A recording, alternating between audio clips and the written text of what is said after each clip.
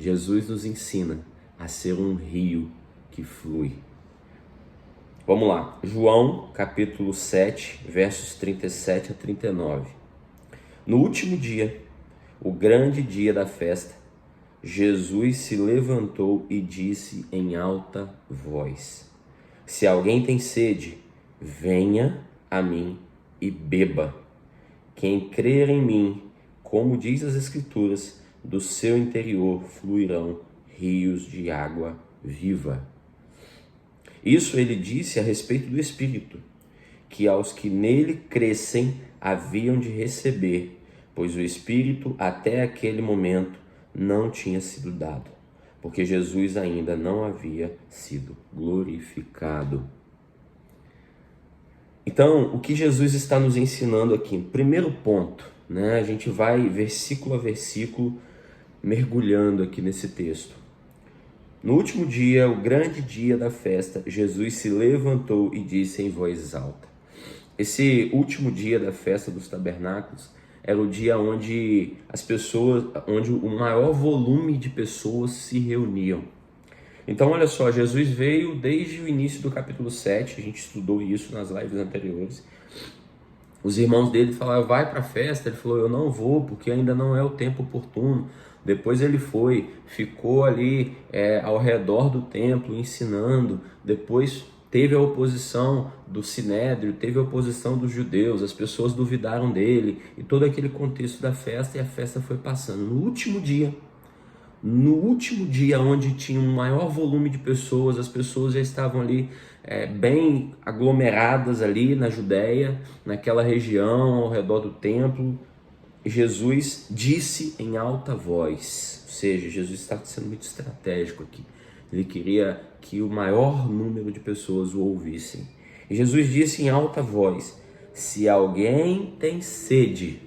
Jesus não está dizendo assim, você tem sede, você tem sede, você tem sede. Não, ele diz o seguinte, se alguém tem sede. Ou seja, ele está deixando muito claro que o acesso a essa fonte, ele é livre.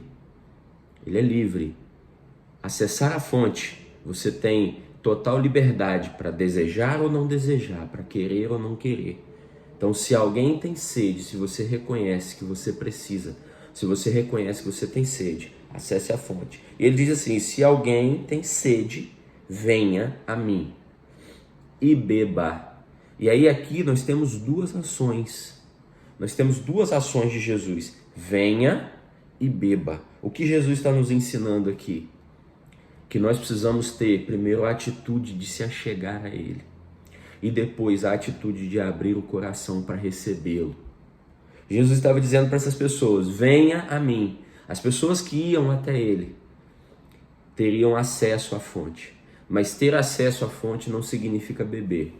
É a mesma coisa eu ir à praia e tomar banho de praia. Eu posso ir à praia, eu posso ficar lá o dia inteiro no sol quente, né, sentado na cadeira, né, tomando água de coco. Mas se eu entrar no mar, aí eu estou tomando banho de praia, né? Tem algumas regiões do Brasil aí que falam me banhando, né? Mas o que eu digo é, Jesus está nos ensinando que nós precisamos de ter atitude aqui. Venha e beba. Mas, Cláudio, beber o quê? Olha só o que Jesus fala no versículo 38. Quem crê em mim, como diz a Escritura, do seu interior fluirão rios de água viva. Jesus faz uma associação aqui ao que ele está entregando e ao que vai também acontecer conosco quando nós recebemos. Nós seremos como um rio. Ele diz o seguinte, do seu interior, quem crer em mim, do seu interior fluirão rios de águas vivas. E aí eu quero fazer um parênteses aqui para a gente refletir um pouco a respeito da diferença entre um rio que flui e um rio que não flui, que se torna uma represa. No Oriente Médio, inclusive, existem dois rios que são chamados de mares, né? Mas na realidade são como se fossem lagos. Um é o rio, é o Mar Morto, né? Que todos já ouviram falar. e o outro é o Mar da Galileia. Eles são inclusive próximos e eles são alimentados ambos pelo Rio Jordão. O Rio Jordão tem braços afluentes que desembocam no Mar da Galileia e no Mar Morto. Mas qual a diferença entre o Mar da Galileia e o Mar Morto? Que o Mar Morto, ele não flui. Por isso o nome dele é Morto. O Mar Morto, ele não flui. O Mar Morto, ele represa toda a água. O Mar Morto, ele tem um teor de sal na água que faz com que a água se torne muito densa. A água é como se fosse um óleo, uma espécie de uma água densa. Tanto é que as pessoas vão lá e tiram fotos, as pessoas flutuam sobre a água. Não existe vida no Mar Morto. Não existe vida no Mar Morto. Por quê? Porque ele não flui.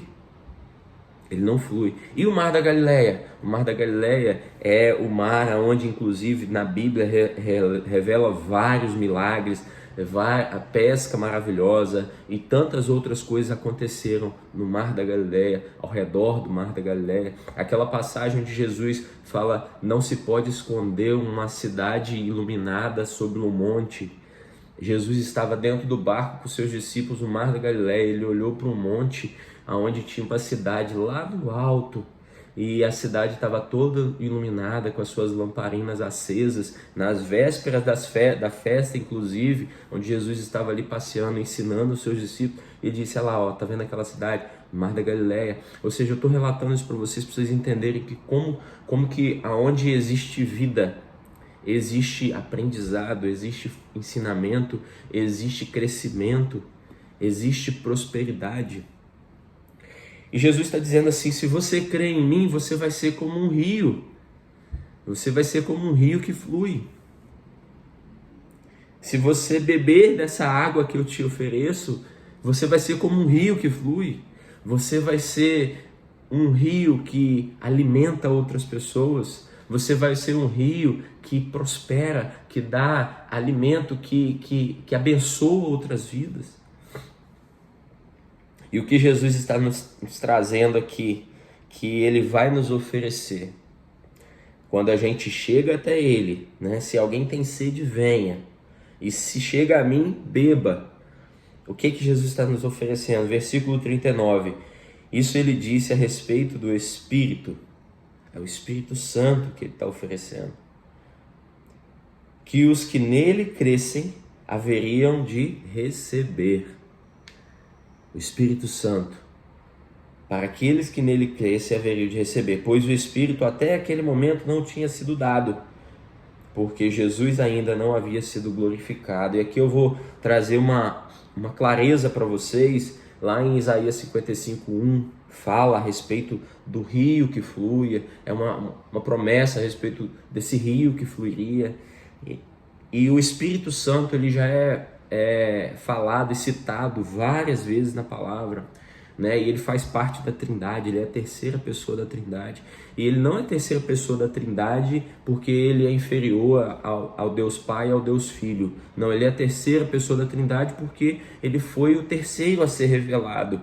Primeiro Deus, depois a revelação do Filho, depois a revelação do Espírito. Isso está lá em Gênesis capítulo 1, do verso 1, verso 2, a gente vai ver, né? Deus, por intermédio do Deus Filho, o Deus Pai, criou todas as coisas, e desde o princípio o Espírito de Deus pairava sobre a face das águas. Ou seja, tem uma hierarquia nisso, mas não significa que um é maior, outro é menor. O Espírito Santo, ele ainda não tinha sido aqui dado por Jesus, porque a caminhada de Jesus na terra foi um marco da nova aliança de Deus com o homem. E o Espírito Santo seria dado a partir do momento em que Jesus cumprisse a sua missão, naquele momento áureo de crucificação. E Jesus aqui já estava caminhando, né? Já estava encaminhando para a Via Cruzes, já estava preparando o seu caminho, mas o Espírito seria dado para aqueles que crescem, para aqueles que crescem.